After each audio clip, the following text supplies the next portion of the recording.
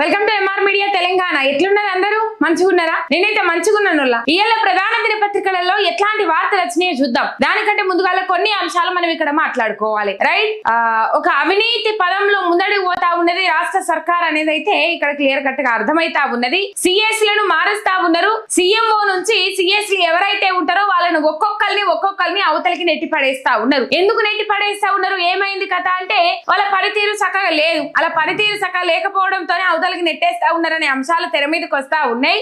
ఇక పరిపాలనా రాహిత్యం, అవగాహన రాహిత్యంతోనే పుట్టి మునిగింది. రేవంత్ రెడ్డి సర్కారుకు ఎసరొచ్చింది.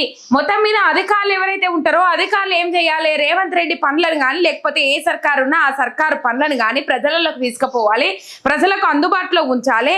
ఇట్లాంటి కార్యక్రమాలతోనే ముందడుగు పోవాలి. కానీ ఇవాళ ప్రతి ఒక్కరిని ఐఏఎస్ బదిలీలు, ఐపీఎస్ బదిలీల బంతాడ కొనసాగించిండే గాని